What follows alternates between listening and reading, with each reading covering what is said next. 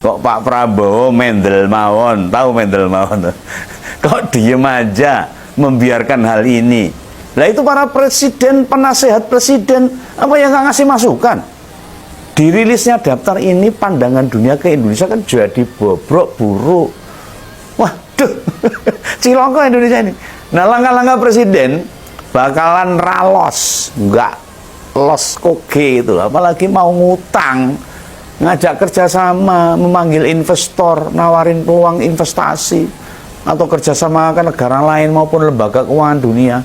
Ya, laporan macam begini ini jangan pernah dianggap sepele loh, dianggap ringan aja, tidak ngefek kemana-mana. Ngefek. Indonesia jadi tidak dipercaya oleh kalangan dunia, kalangan perbankan, bank dunia dan sebagainya, dicipir oleh negara-negara yang lain. Lah justru diam pemerintah itu sesuatu yang sulit diterima, nalar. Ini soal citra loh, nama baik loh, trust, kepercayaan, termasuk harga diri bangsa. Lah Pak Prabowo ikut diuntungkan atas munculnya daftar ini. Nek aku duwe kuwasa loh, wis langsung budal yang Belanda saya ngajukan protes sebagai kepala negara, ngajukan gugatan mereka. Jika tidak terbukti, ya nanti malah jadi malu sendiri. Dan ini dulu buat pasang badan Nggo Jokowi loh, bukan untuk pasang badan untuk Pak Jokowi. Oke, Pak Prabowo pasang badan untuk Pak Jokowi. Ini perkara mantan presiden itu diberitakan negatif, dan ini harga diri bangsa. Maka seharusnya selayaknya Pak Prabowo sebagai presiden harus budal ke Belanda, ajukan tuntutan.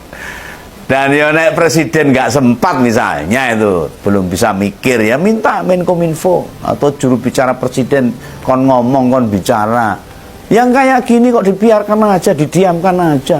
Dan ini ngompol bukan mau membela loh, malah mempertanyakan sikap resmi pemerintah. Diamnya kalian itu malah menggiring persepsi publik, opini publik. Oh jojo bener yang dikarepke LSM si OCCRP kuwi. Pak D, sampean itu siapa? Kok berani-beraninya nyuruh Pak Presiden Prabowo ngurusi OCCRP? Pak Prabowo itu sudah punya staf, termasuk staf intelijen yang sangat mumpuni. Pasti pihak intelijen sudah ngasih tahu siapa tuh OCCRP. OCCRP itu di dalam mengambil keputusan itu hanya berdasarkan opini publik yang dikirim lewat email. Apalagi ini menyangkut Pak Jokowi yang katanya terkorup.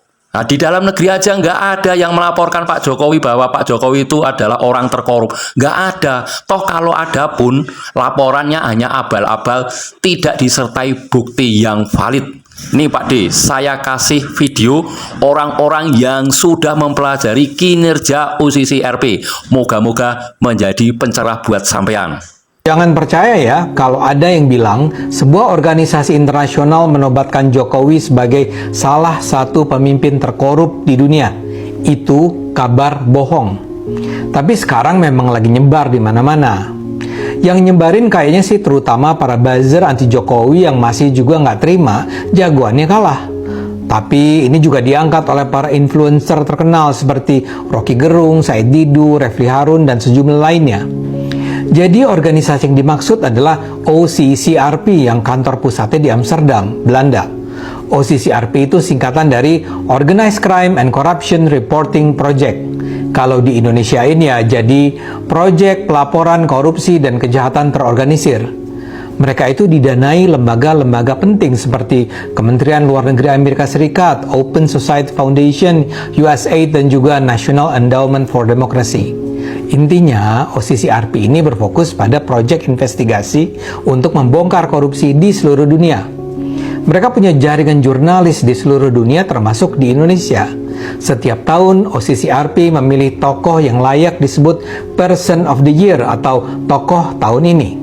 Tapi jangan bangga kalau disebut sebagai tokoh tahun ini, karena yang mereka maksud adalah tokoh yang bisa dianggap sebagai tokoh yang paling korup. Jadi image-nya buruk.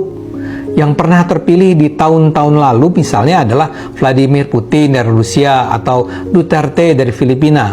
Nah, tahun ini mereka memilih mantan Presiden Suriah yang baru saja digulingkan, Bashar al-Assad.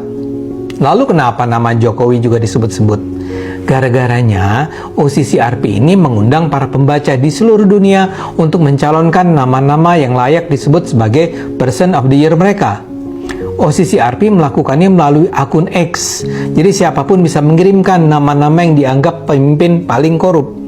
Batas waktu pengirimannya adalah 23 November sampai 5 Desember 2024. Ini memang terasa lebih egaliter sih.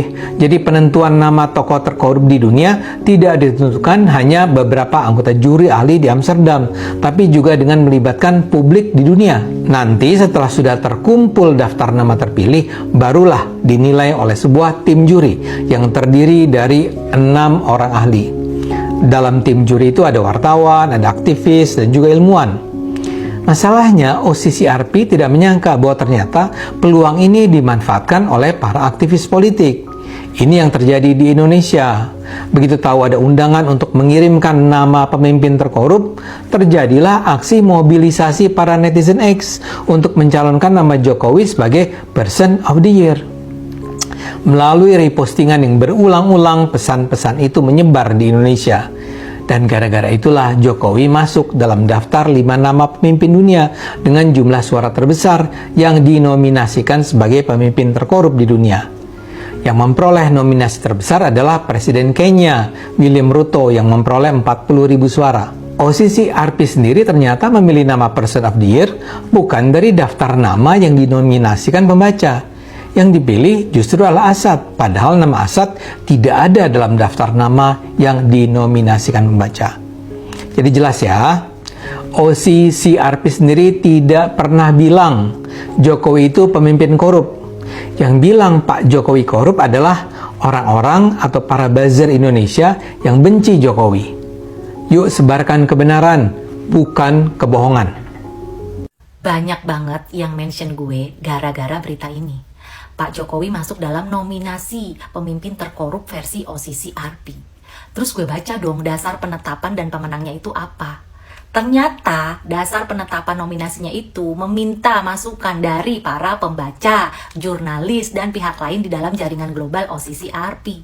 Dan pemenangnya ditentukan berdasarkan voting. Kata gua, acara apa ini? SCTV Award, hah? Ada aja gebrakannya, ya kan? Sampai heboh tuh satu negara. Ini ya, catat baik-baik statement gue ini ya.